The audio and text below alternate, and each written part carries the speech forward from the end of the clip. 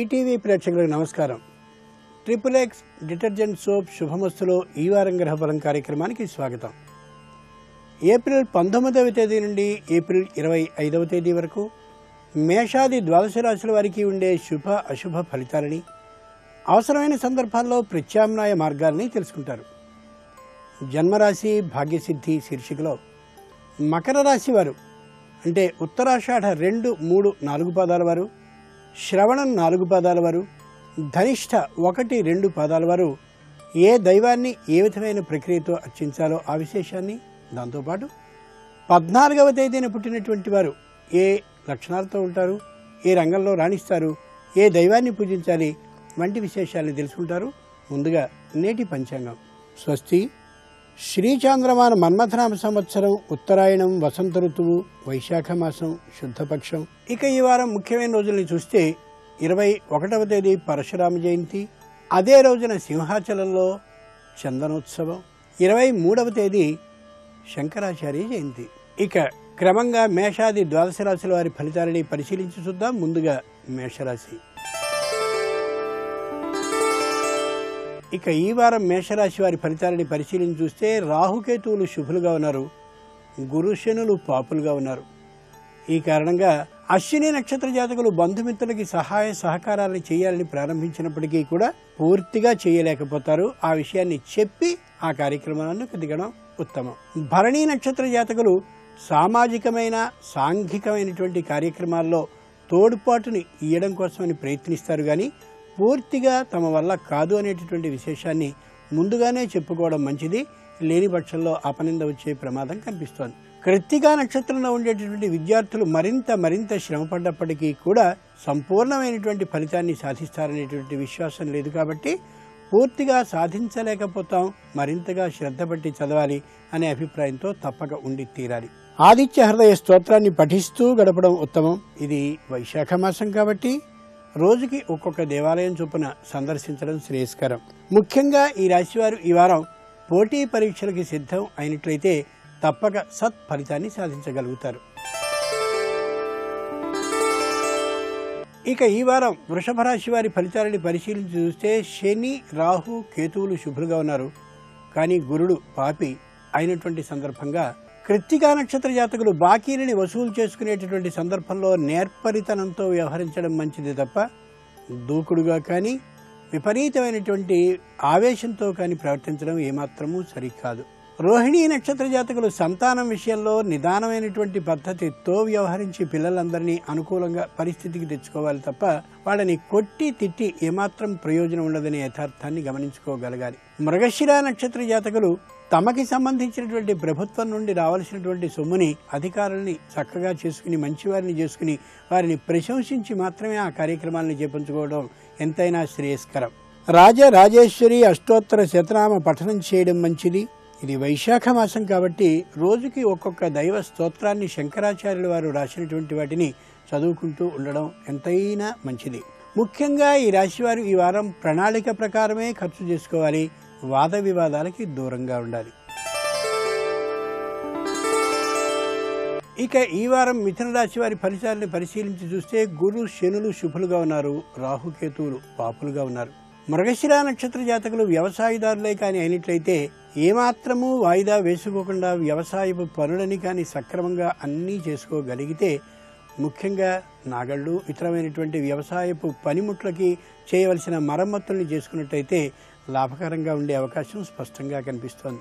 ఆర్ద్ర నక్షత్ర జాతకులు తమ విదేశీ ప్రయాణానికి, అలాగే స్వదేశంలో ఉండేటటువంటి భూ గృహ విశేషాలు ఏవైతే ఉన్నాయో వాటన్నిటికీ కూడా సరైనటువంటి ప్రయత్నాలని సకాలంలో చేసుకున్నట్టయితే తప్పక సత్ఫలితాలు లభిస్తాయి.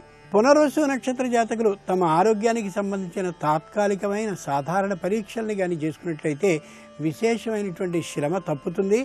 అన్నిటికంటే మానసికమైనటువంటి ధైర్యం వారికి బాగా పెరిగే అవకాశం కనిపిస్తోంది. లక్ష్మీ అష్టోత్తర శతనామ పఠనం చేయడం మంచిది. శంకర ఆచార్యుల వారి జయంతి కాబట్టి శంకరుల వారు రచించినటువంటి కొన్ని స్తోత్రాలతో ఒక దైవాన్ని, ఎవరో ఇష్టమైనటువంటి దైవాన్ని పుష్పాలతో అర్చించడం శ్రేయస్కరం.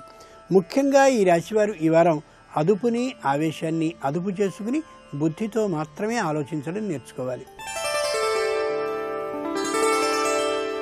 ఇక ఈ వారం కర్కాటక రాశి వారి ఫలితాలని పరిశీలన చూస్తే గురు శనులు శుభులుగా ఉన్నారు, రాహుకేతువులు పాప దృష్టితో ఉన్నారు. కాబట్టి పునరోసు నక్షత్ర జాతకులు తమకి సంబంధించిన ఆస్తుల వివరాలని భార్య భర్తకి, భర్త భార్యకి, ఈ ఇరువురు కూడా పెద్దవాళ్ళు అయినట్లయితే తమ సంతానానికి తెలుసుకునేలాగా ప్రతి పత్రాన్ని పరిశీలించుకుని చూసుకోవడం ఎంతైనా అవసరం.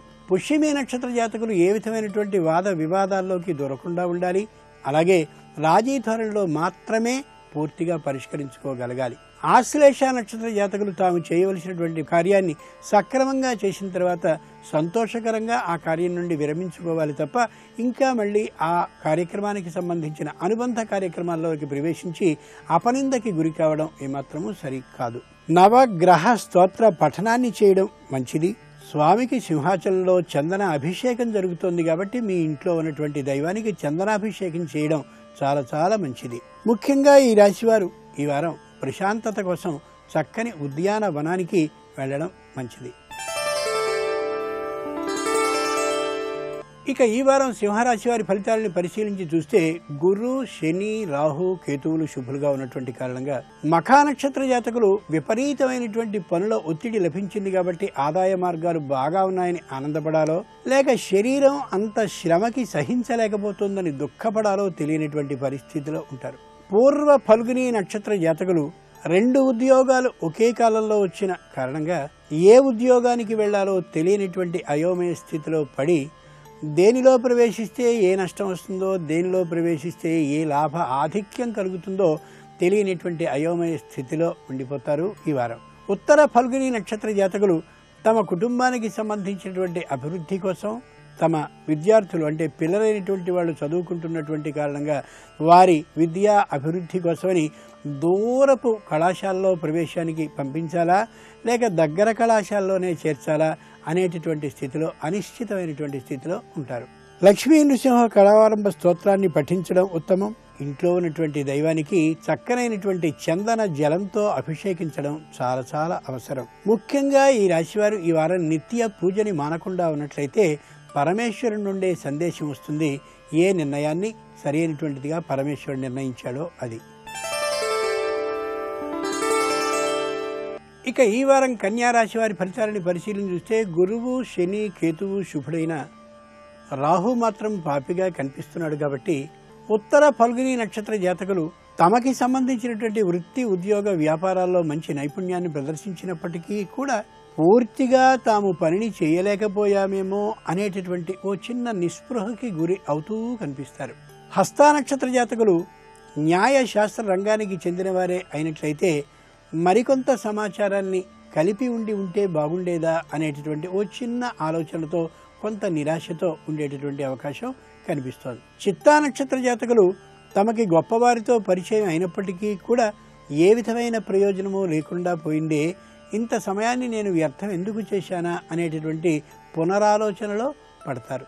సుబ్రహ్మణ్య స్తోత్రాన్ని పఠిస్తూ గడపడం మంచిది. ముఖ్యంగా శంకరాచార్యుల వారి జయంతి అక్షతదియా వచ్చినటువంటి కారణంగా పరమేశ్వరుణ్ణి చక్కనైనటువంటి కొబ్బరి బొండాల జలంతో అభిషేకించడం శ్రేయస్కరం. ముఖ్యంగా ఈ రాశివారు ఈ వారం అసూయ పడద్దు, అసూయా పనులకి దగ్గరగా ఉండవద్దు.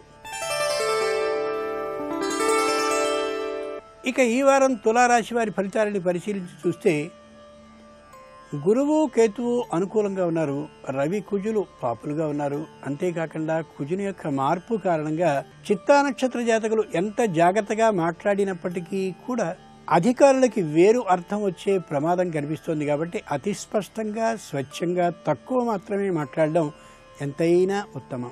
స్వాతి నక్షత్ర జాతకులు వివాహాది శుభకార్యాలకి సంబంధించిన మాటల్ని మాట్లాడుకునే సందర్భంలో మరొక వ్యక్తిని దగ్గర ఉంచుకుని మాట్లాడడం మంచిది తప్ప ఒంటరిగా కూర్చుని ఇద్దరే నిర్ణయాల్ని తీసుకోవడం అంత శ్రేయస్కరం కాదు.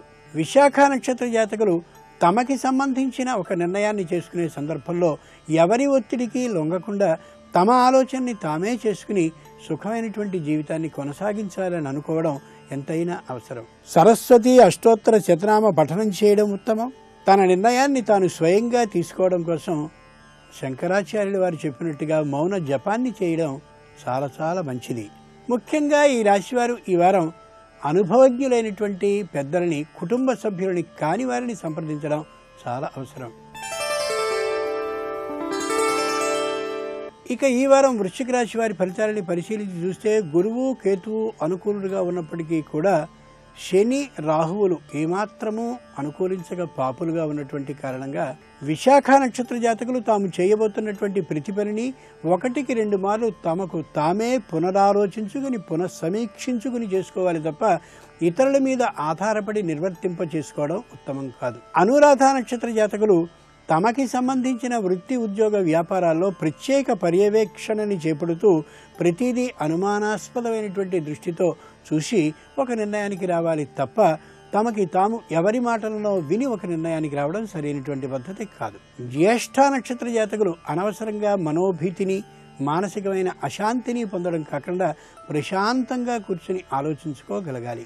రాజరాజేశ్వరి అష్టోత్తర శతనామ పఠనం చేయడం ఉత్తమం.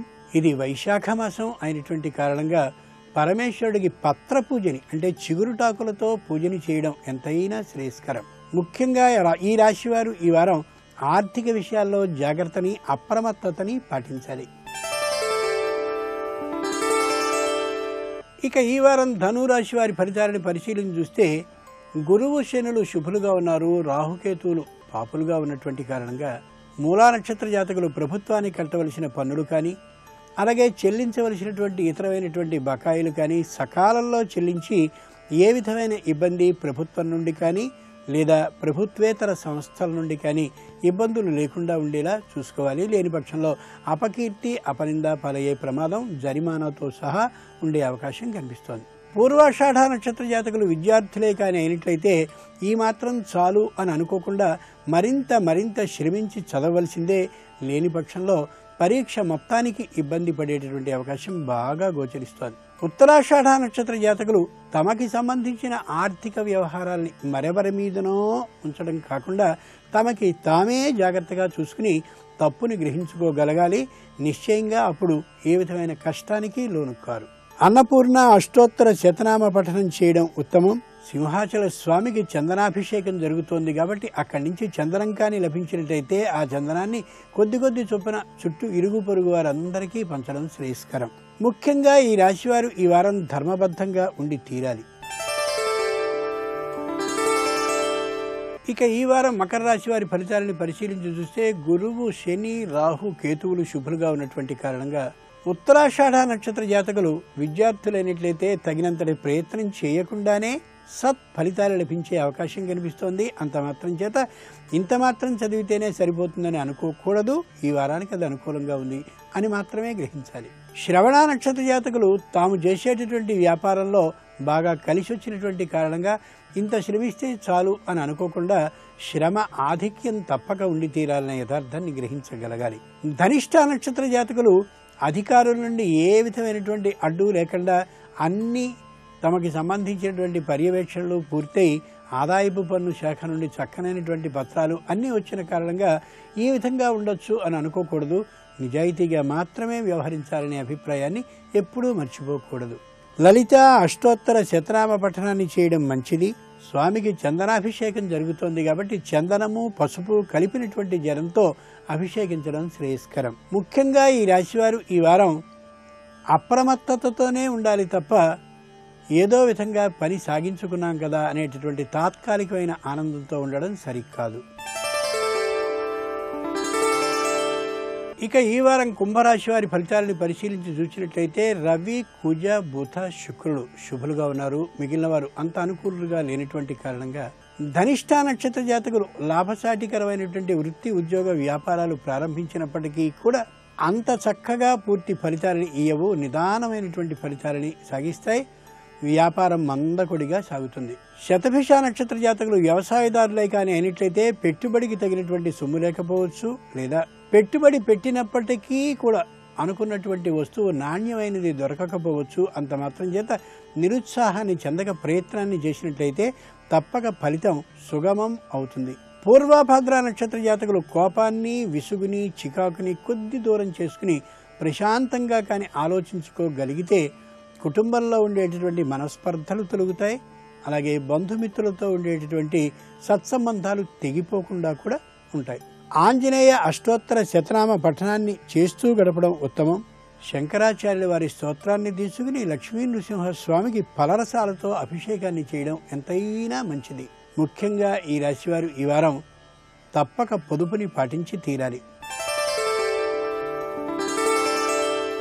ఇక ఈ వారం మీనరాశి వారి ఫలితాలని పరిశీలించి చూస్తే శని, రాహు, కేతువులు శుభులుగా ఉన్నారు. గురువు మాత్రం పాపిగా ఉన్నటువంటి కారణంగా పూర్వభద్ర నక్షత్ర జాతకులకి భూములు కానీ, గృహాలు కానీ, స్థలాలు కానీ, ఇతరమైనటువంటి వ్యాపార సంస్థలు కానీ కొనదలిచినట్లయితే తేలికగా ఆ పని పూర్తయ్యేటువంటి అవకాశం కనిపిస్తోంది.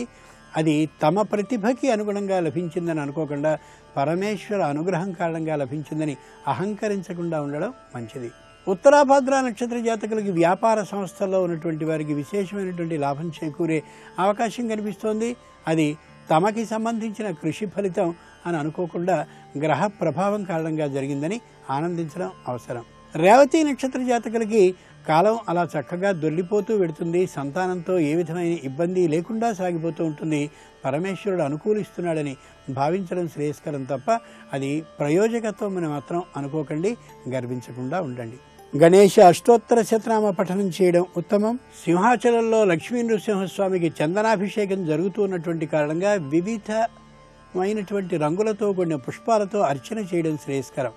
ముఖ్యంగా ఈ రాశివారు ఈ వారం అనవసరమైన విషయాల్లోనికి తలదూర్చడం శ్రేయస్కరం కాదు. జన్మరాశి భాగ్యసిద్ధి శీర్షికలో మకర రాశి వారు అంటే ఉత్తరాషాఢ 2, 3, 4 పాదాల వారు, శ్రవణం 4 పాదాల వారు, ధనిష్ట 1, 2 పాదాల వారు ఏ దైవాన్ని అర్చించాలి, ఏ విధంగా అనే విశేషాన్ని చూద్దాం.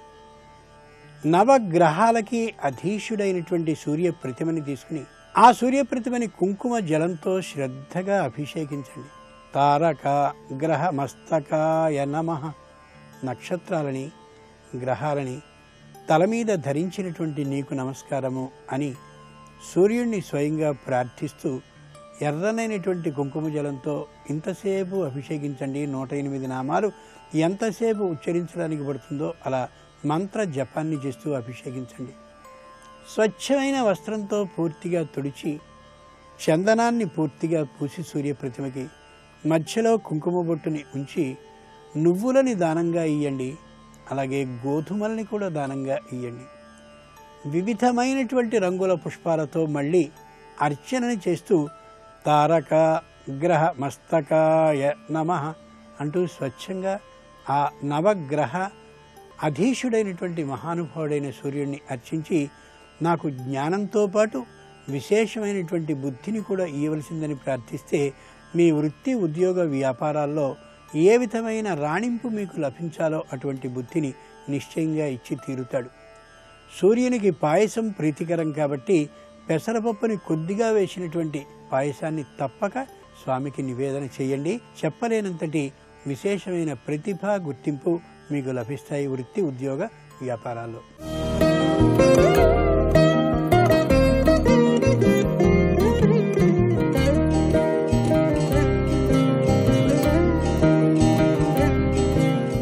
రామచంద్రమూర్తి వచ్చారు అన్నారు. కబురు చేసింది రాముణ్ణి పిలిపించమని. ఆశ్చర్యపోయాడు రాముడు. అమ్మా ఎందుకమ్మా నాన్నగారు అలా ఉన్నారు, నేను ఎప్పుడూ చూడలేదు అలా నాన్నగారిని అన్నాడు. కైకమ్మంది, నేను రాత్రి 2 వరాలు అడిగాను. నువ్వు 14 ఏళ్ళు అరణ్యవాసానికి వెళ్ళాలి. నీ తమ్ముడు భరతుడికి ఇదే ముహూర్తానికి పట్టాభిషేకం జరగాలి. ఆయన ముఖంలో కించిత్ వివర్ణం కూడా లేదు. ఆయన అలాగే నిలబడన్నాడు, అమ్మా నహమర్థ పరోదేవి లోకమా వస్తుముత్సహే విద్ధిమాం ఋషిభి తుల్యం కేవలం ధర్మమాస్థితం. నా వల్ల ఏదైనా అపరాధం జరిగిందా అమ్మా, నాన్నగారి మనసు కుందిందా అని అడిగారు. వలవల వలవల ఏడ్చాడు పాపం ఆ దశరథ మహారాజు. కైకమ్మంది, ఏమీ లేదయా, నువ్వు వెళ్ళవేమోనని బెంగ పెట్టుకున్నాడు మీ నాన్న. నువ్వు వెడితే తప్ప స్నానం చేయను, అన్నం ముట్టనన్నాడు, తొందరగా వెళ్ళిపోవాలి. అమ్మా ఇప్పుడే వెళ్ళిపోతున్నానమ్మా అన్నాడు. అక్కడ యాగ సంభారానికి ప్రదక్షిణం చేసి వెళ్ళిపోయాడు మహానుభావుడు. అది రాముడంటే. తండ్రి మాట అంటే అంత గౌరవం. నిజంగా రాముడికి రాజ్యమే కావాలి అంటే దశరథ మహారాజు గారే రామచంద్రమూర్తి అరణ్యవాసానికి వెళ్ళిపోతుంటే పిలిచి ఒక మాట అన్నాడు, రామ అసలు ఈ రాజ్యమంతా నీదే, నాది కాదు, నేనెవరిని, పెద్ద కొడుకుని కాదు అని చెప్పి రాజ్యం పట్టుకెళ్ళి చిన్న కొడుక్కి ఇవ్వాలి అంటే, నువ్వు ధర్మాత్ముడివి కాకపోతే, నీ ప్రవర్తన యందు దోషం ఉంటే నేను నిన్ను తప్పించి రాజ్యం ఇవ్వాలి. కానీ నీదే రాజ్యం. కానీ నన్ను ఈ కైకేయి నిగ్రహించింది రాత్రి 2 వరాల పేరు చెప్పి. ఆ నిగ్రహించడం వల్ల నాకు తప్పనిసరి పరిస్థితి ఏర్పడింది.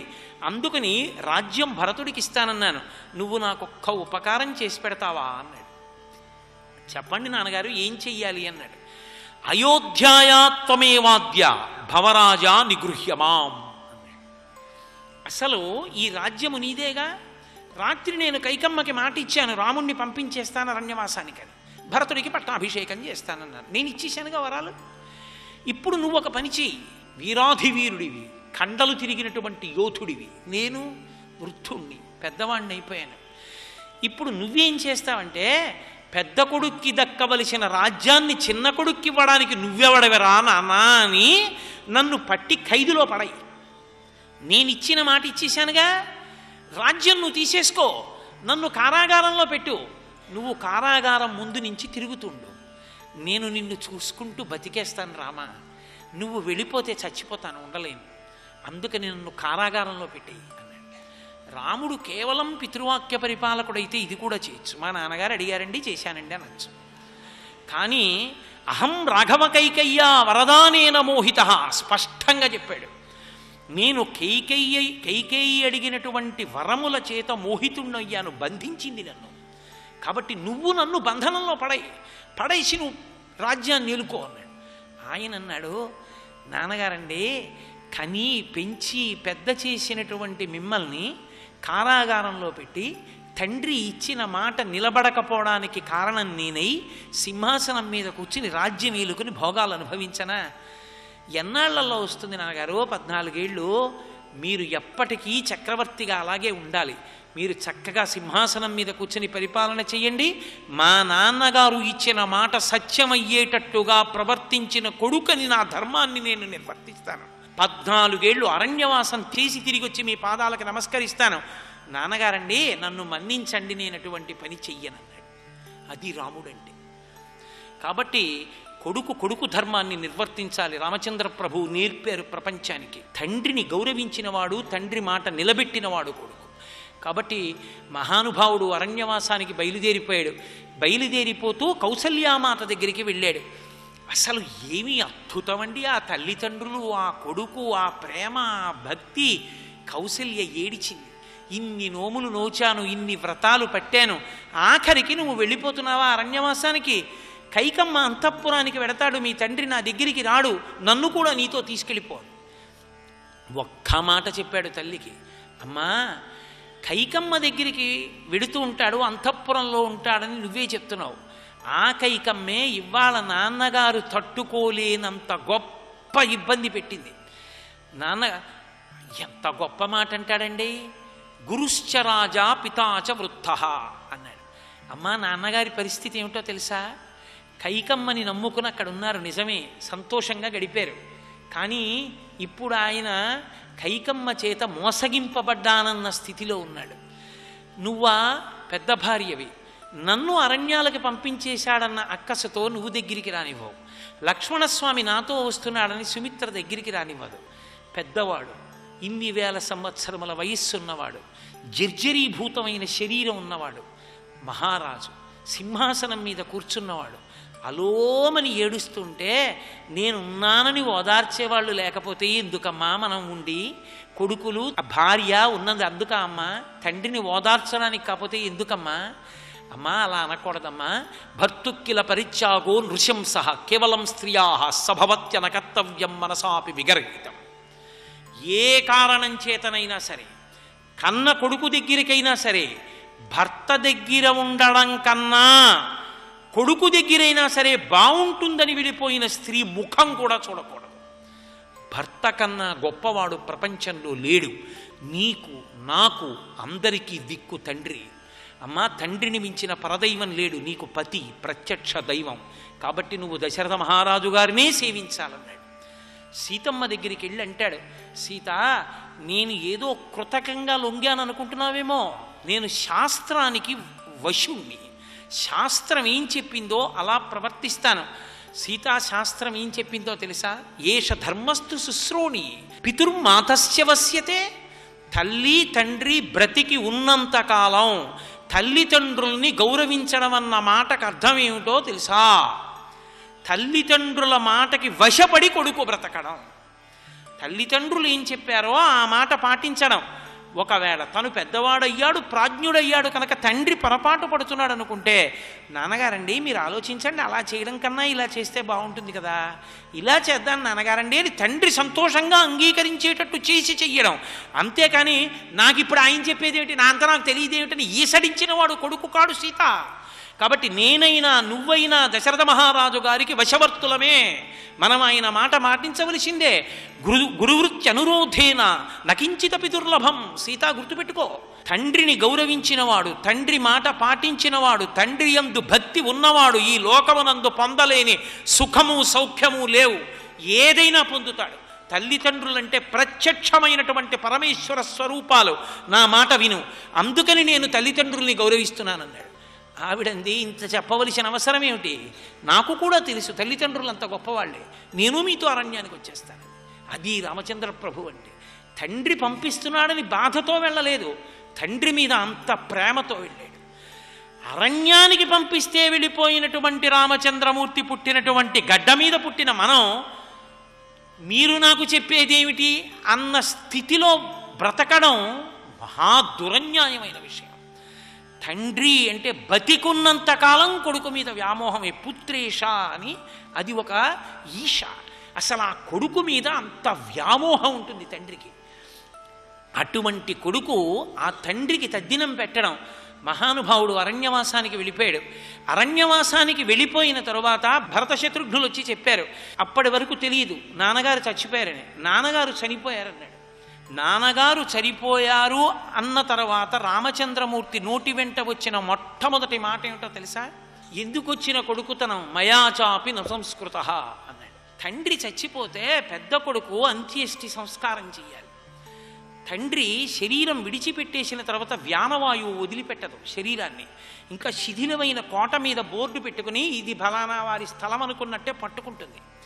కొడుకు శ్మశానంలో హోమం చేస్తాడు, ఆనంద హోమం అని జ్ఞాతుల కోసం చేస్తూ, నాన్నగారండి శరీరం వృద్ధాప్యాన్ని పొందింది నాన్నగారండి, పెద్దదైపోయింది, జర్జరీభూతం అయిపోయింది, ఇది ఇంకా మీకు పనికిరాదు నాన్నగారండి, నా మాట వినండి, వదిలిపెట్టేసేయండి నాన్నగారండి, మీరు పితృదేవతా స్థానానికి వెళ్ళండి, ఇక నుంచి మమ్మల్ని ఆశీర్వదించండి, మన వంశంలో పుట్టిన అందరినీ ఆశీర్వదించండి అంటారు. అందుకే జ్ఞాతులందరూ కలిసి భోజనం చేస్తారు 11 రోజులు మైలపట్టి. వాళ్ళు పితృదేవతా స్థానానికి వెళ్ళి ఆశీర్వచనం చేస్తాడు. కొడుకు చెప్పిన మాట వదిలేస్తాడు. అందుకు కొడుకని ఏడవడానికి కారణం అది. అంతేకాని ఆ కొడుకు ఆ సంస్కారం చెయ్యని దానికి, ఆ కొడుకు స్నానం చేయించని దానికి, ఆ కొడుకు ప్రేతాన్ని వహించని దానికి, అంత్యేష్టి సంస్కారం చెయ్యని దానికి, శౌచ స్నానం చేసి సింహాసనానికి నీరాజనం ఇవ్వని దానికి కొడుకుండి ప్రయోజనం ఏమిటి? ఏడిచాడు రాముడు. మయాచాపి నవసంస్కృతి, నేను దశరథ మహారాజు గారికి అంత్యేష్టి చెయ్యలేదు, మీరు కొడుకులన్నారు. భరత శత్రుఘ్న మీరు చేశారు, నేను ఉండి పెద్ద కొడుకుని అరణ్యంలో ఉన్నాను, తండ్రి చచ్చిపోయాడని కూడా నాకు తెలియదు. సీతమ్మని పిలిచి అంటాడు, సీతామృతస్తే శ్వశుర పితాహీనోసి లక్ష్మణ అన్నాడు. ఏమి ధర్మమూర్తో, సీత నీ మామగారు చనిపోయారు. తన తండ్రి గారు చనిపోయారు అనకూడదా?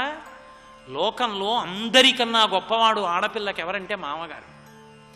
మామగారు తన ఇంటికొచ్చిన కోడల్ని చూసుకుని మురిసిపోతాట. ఎక్కడ పుట్టిన పిల్లో, ఎక్కడ పెరిగిన పిల్లో, తన ఇంటి పేరు వదిలేసింది, తన వంశం వదిలేసింది, ఇక్కడికొచ్చి నా కొడుకు తేజస్సుని వహించి అంతటి వికారమైనటువంటి స్వరూపాన్ని పొంది కడుపు అంత పెద్దదైపోతే ప్రసవ వేదన పునర్జన్మంత కష్టపడి నా వంశాన్ని నిలబెట్టి నన్ను తాతని చేస్తోంది. నందితిమ్మన గారు అంటారు, సూడిద ఇచ్చిన ఇచ్చుగాక ఆ మతకరి వెల్పునంతలపి మముతలంపగ నిలయచ్చటన్ అంటాడు. కాబట్టి ఆ సూడిద అంటే కానుక. మామగారు సంతోషంతో, అమ్మా నా వంశాన్ని నిలబెడుతున్నావమ్మా, నన్ను తాతని చేస్తున్నావమ్మా అని మురిసిపోయి కానుకిస్తాడు. మామగారి ఇలాంటి వ్యక్తి ఇక ఆడదానికి లేడు. సీతా మృతస్తే శ్వశుర, నీ మామగారు వెళ్ళిపోయాడు, ఇక లేడు మామగారు నీకు. పితాహీనోసి లక్ష్మణ, లక్ష్మణ నీకు తండ్రి లేడు, నీకు తండ్రి లేడంటే నాకు తండ్రి లేడని. తమ్ముణ్ణి చూసి అరే రే, నన్ను అనుగమించి వచ్చేసావురా, నా కోసం వచ్చేసావురా, తండ్రి ఉండగా నాలో తండ్రిని చూసుకున్నావురా, నాతో వచ్చేయడం వల్ల నీకు కూడా భాగ్యం పోయిందిరా. ఆఖరి నా నాన్నగారు ఏం పలవరించారో, ఏమి ఏడిచారో దగ్గర లేవు, నువ్వు కూడా వదిలేసుకున్నావురా, నువ్వు తండ్రి లేనివాడి అయిపోయావురా. ఇప్పుడు ఎంత బాధపడ్డాడో ఆ తండ్రి కోసం. మహానుభావుడు గారపిండి ముద్ద రేగుపళ్లతో కలిపి తద్దినం పెట్టినప్పుడు యజమాని తను ఏం తింటాడో దాంతో పెట్టాలి పితృదేవతలకి. తను గారపిండి ముద్దలు తింటున్నాడు కాబట్టి గారపిండి ముద్ద రేగుపళ్లతో కలిపి పితృపిండాలు పెట్టాడు. కౌసల్యాదేవి కష్టపడి పైకెక్కుతూ రాముడున్న ఆశ్రమం దగ్గరికి చూసింది గారపిండి ముద్దలు దర్భలు చూసి, అయ్యో నా కొడుకు ఇప్పుడు గారపిండి ముద్ద తింటున్నాడు రేగుపళ్ళు, అందుకని తండ్రికి కూడా అలాగే పెట్టాడనమాట ఆ పిండం అంది. తండ్రి పేరు చెప్తే అంతా కుమిలిపోయాడు, నేలబడి ఏడిచాడు. సీతాపురస్తాద్వ్రజతు త్వమేనమభితో వ్రజ అహం పశ్చాద్గమిష్యామి గతిర్హేషాసు దారుణ అన్నాడు. సీతా దారుణమైన నడక నడుద్దాం మనం జీవితంలో, ఆ నడక కోరుకోకూడదు. ఇవాళ అలాంటి నడక నడుద్దాం, నువ్వు ముందు నడు, నేను వెనక నడుస్తానన్నాడు. భర్త ముందు నడవాలి, భార్య వెనక నడవాలి. భార్య ముందు నడిచి భర్త వెనక నడిస్తే పితృదేవతలకి జలతర్పణలు ఇవ్వడానికి ఎడుతున్నారు అని గుర్తు. అంటే తండ్రి మొదలైన వాళ్ళు శరీరం విడిచిపెట్టేశారని గుర్తు. అమంగళకరమైన నడక నడుద్దాం, సీత నువ్వు ముందు నడన్నాడు. అప్పుడు కూడా ధర్మం విడిచిపెట్టాడు. ఎప్పుడూ ధర్మమే ధర్మమే ధర్మమే. సర్వం శ్రీ ఉమామహేశ్వర పరబ్రహ్మార్పణమస్తు. స్వస్తి. దశరథ మహారాజు గారి యొక్క జీవితం ఒక కొడుకు మీద తండ్రి ఎంత ప్రేమతో ఉంటాడు అన్నదానికి పరాకాష్ఠ. అదృష్టయోగం సంఖ్యాశాస్త్రం శీర్షికలో 14వ తేదీ పుట్టినటువంటి వారు ఏ లక్షణాలతో ఉంటారు, ఏ రంగంలో రాణిస్తారు, ఏ దైవాన్ని పూజించాలి వంటి విశేషాల్ని ఇప్పుడు తెలుసుకుందాం.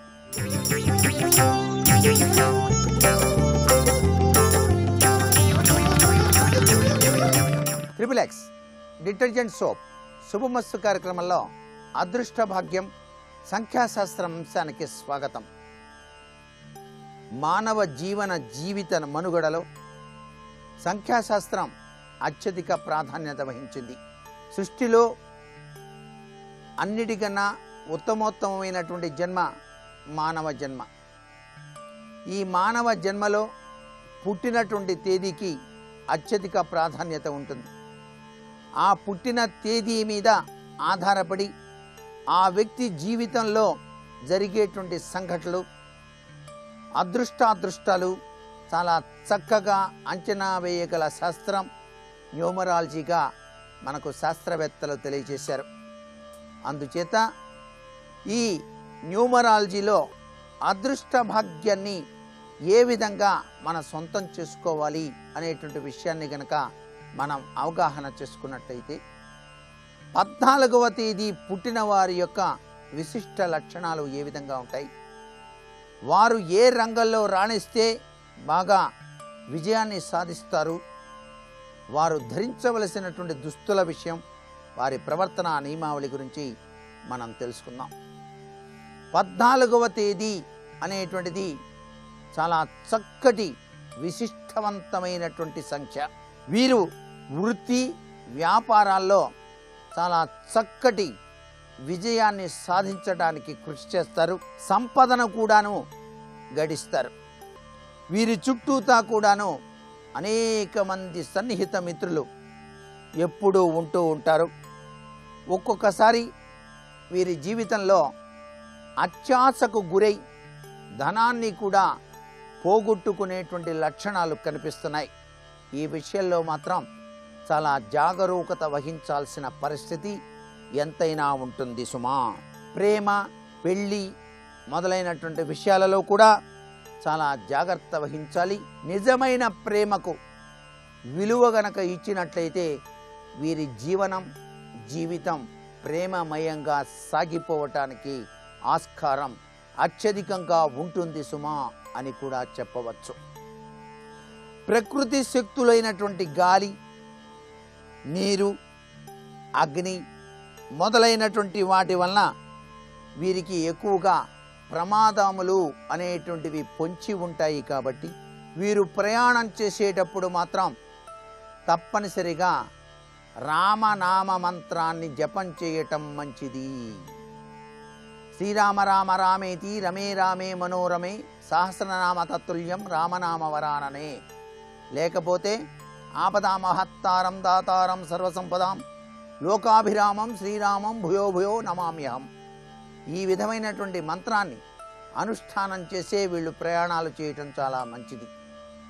ఏం కాదులే, పర్వాలేదు, వెళ్తున్నాను, వెళ్ళొస్తాను అని చెప్పేసి వాళ్ళ పనుల కోసం వాళ్ళు తొందరపాటు నిర్ణయాలు తీసుకొని గనక ప్రయాణాలు గనక చేసినట్లయితే కించిత్తు ఇబ్బందులకు గురి కావలసిన పరిస్థితి ఎంతైనా ఉంటుంది సుమా అనేటువంటి విషయాన్ని ఇక్కడ బాగా గుర్తుపెట్టుకోవాలి.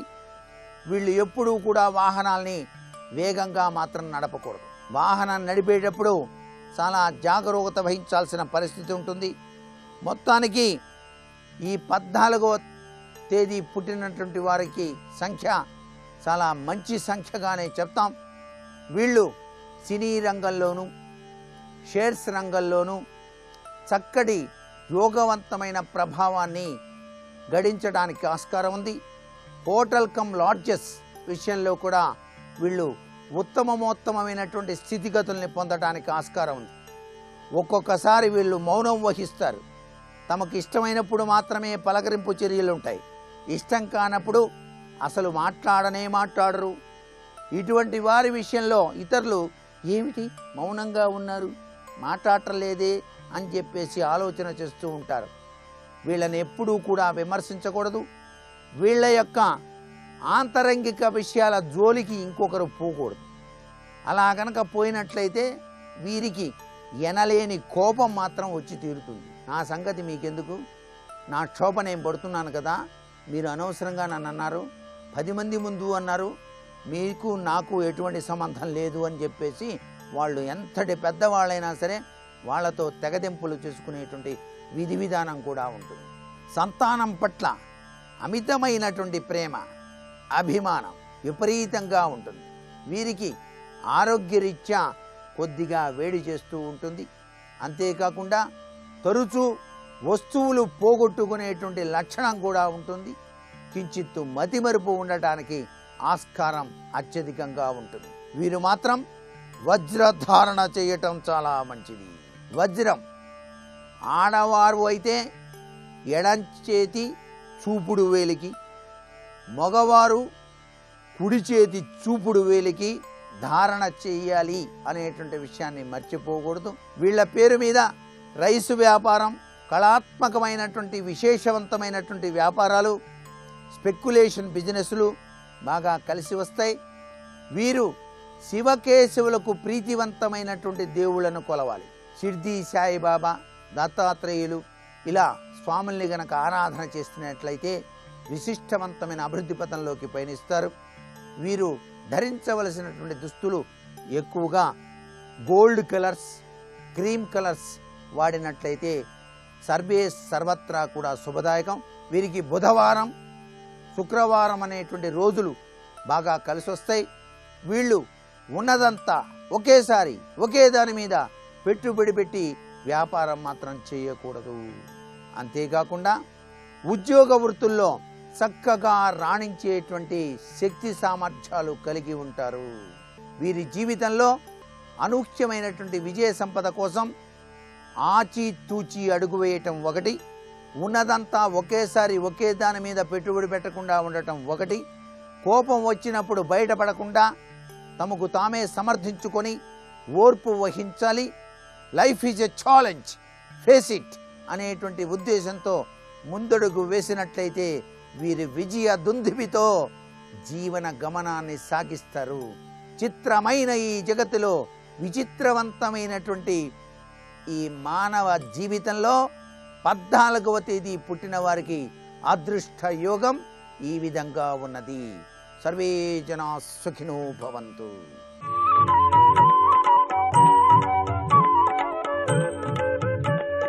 XXX డిటర్జెంట్స్ శుభమస్తు కార్యక్రమంలో నక్షత్ర ఫలితాలు, కార్యానుకూలత ఈ అంశానికి స్వాగతం.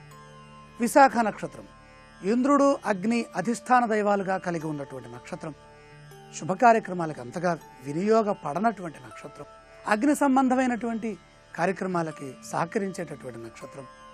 ప్రధానంగా రాజకీయానికి రాజకీయ సంబంధమైనటువంటి మంత్ర ఆలోచనలకి మంత్రాంగానికి సహకరించే నక్షత్రం. కనక వృక్షాన్ని దర్శించిన ఇది ఎక్కడో ఉండేటటువంటి వృక్షము. దీన్ని సాధారణ భాషలో వికంకిత వృక్షము అని పిలుస్తున్నారు. ఇది ఆయుర్వేద శాస్త్రంలోనే తెలుస్తుంది. అలాగే రాక్షస గణము, కృషిర్బీజావాపనంచ మహాబిల నివేశనం, వాపీకూప తటాకాశ్చ నిక్షేపాది విశాఖభే. నిధి నిక్షేపాలు దాచుకోవటానికి, వాపీకూప తటాకాలు నిర్మించటానికి, మహాబిల నివేశనం రహస్య మార్గాల్ని అన్వేషించడానికి పనికొచ్చేటటువంటి నక్షత్రం. కుషిర్బీజ వాపానం, కృషిర్బీజ వాపనం, బీజావాపనం విత్తనములు చల్లటానికి, అలాగే వ్యవసాయదారులకి ఉపయోగించేటటువంటి వ్యవసాయ పనులకి సహకరించేటటువంటి నక్షత్రంగా శాస్త్రం తెలియజేస్తోంది. ప్రధానంగా ఆదివారే ఉత్పాత యోగ, ఆదివారం నాడు చేసే పనులన్నీ నష్టాన్నిస్తాయి. సోమే ఏకాదశ్యాన్ త్రిపుష్కర యోగ, ఏకాదశి సోమవారంతో కూడినటువంటి విశాఖ నక్షత్రం 3 రకాలుగా సంపూర్ణమైన ఫలితాలను ఇస్తుంది. పుష్కరం అంటే పరిపూర్ణము, పరిపూర్ణమైన ఫలితాలను ఇస్తుంది. కుజే యమదంష్ట్ర యోగ, కుజే దగ్ధ యోగ. మంగళవారం విశాఖ కలిస్తే మంగళవారానికి అధిపతి అగ్ని, అలాగే కుజుడు, అలాగే ఇక్కడ దగ్ధయోగం కూడా వస్తుంది. బుధే నాశయోగ, గురౌ ఆనందయోగ, శుక్రే మృత్యుయోగ, శనౌ సిద్ధయోగ. బుధవారము శనివారము అన్ని విధాల సహకరించడానికి ఉపకరించేటటువంటి నక్షత్రము విశాఖ నక్షత్రం. ఈ విశాఖ నక్షత్రం పునర్వసు, పూర్వాభాద్ర, విశాఖ నక్షత్ర జాతకులకి ఇది ప్రధానంగా జన్మతార అవుతోంది. తర్వాత ఆరుద్ర, స్వాతి, స్వతిభిష నక్షత్ర జాతకులు ఈ విశాఖ నక్షత్రంలో చేసేటటువంటి సంకల్పాలన్నీ సంపదనిస్తాయి. ఇది సంపత్తార. తర్వాత మృగశిర, చిత్త, ధనిష్ఠ నక్షత్ర జాతకులకి ఆపదని కలిగించే విపత్తార అవుతోంది. రోహిణి, హస్త, శ్రవణ నక్షత్ర జాతకులకి విశాఖ నక్షత్రం క్షేమతార. కృత్తిక, ఉత్తర, ఉత్తరాషాఢ నక్షత్ర జాతకులకి ప్రత్యక్తార అవుతోంది. ఈ ప్రత్యక్తార, నైధనతార, విపత్తార వచ్చిన రోజుల్లో మనం ఎవరితోనైనా సరే సంభాషించేటప్పుడు కొద్దిగా సంయమనాన్ని పాటిస్తూ జాగ్రత్తగా వ్యవహరిస్తే చెడు తొలగుతుంది, చెడు జరగకుండా ఆపడానికి అవకాశం ఉంటుంది. అలాగే ఇక కృత్తిక, ఉత్తర, ఉత్తరాషాఢ నక్షత్ర జాతకులకి ప్రత్యక్తార, భరణి, పుబ్బ, పూర్వాషాఢ నక్షత్ర జాతకులకి సాధన తార, అశ్విని, మఖ, మూలా నక్షత్ర జాతకులకి నైధన తార అవుతోంది. ఆశ్లేష, జ్యేష్ఠ, రేవతి నక్షత్ర జాతకులకి అనుకూలించేటటువంటి మిత్రతార అవుతోంది. పుష్యమి, అనురాధ, ఉత్తరాభాద్ర నక్షత్ర జాతకులకి ఇది పరమ మైత్రతార అవుతుంది. సంపత్తార, క్షేమతార, అలాగే సాధన తార, మిత్ర, పరమ మైత్రతారలు అనుకూల ఫలితాలు ఇస్తాయి. ఇవి చూచుకొని మనం చేసేటటువంటి పనుల్లో ముందుకు వెళితే అనుకూలమైనటువంటి కార్యసిద్ధి ఏర్పడుతుంది. రేపటి శుభమస్తు కార్యక్రమంలో అనురాధ నక్షత్రంలో చేయదగినటువంటి పనులేంటి, అనురాధ నక్షత్రం ఏ ఏ నక్షత్ర జాతకులకి సహకరిస్తుందో పరిశీలన చేద్దాం.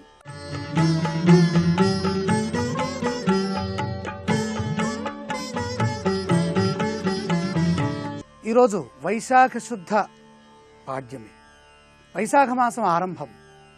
ఆదివారం నాడు వైశాఖ మాసం ఆరంభం అవటం వల్ల విశేషమైనటువంటి ఫలితాలు వస్తాయి. ప్రధానంగా చైతన్యవంతమైనటువంటి ఆలోచనలతో ఈ వారం ప్రారంభమవుతోంది. అంటే ముఖ్యంగా సూర్య భగవానుడికి సంబంధించినటువంటి వారం అవటం వల్ల అశ్విని నక్షత్రంలో సూర్య భగవానుడు ఉచ్చును పొంది ఉండేటటువంటి నక్షత్రం. దేవ వైద్యులైనటువంటి అశ్విని దేవతలు ఆరోగ్యానికి ప్రతీక.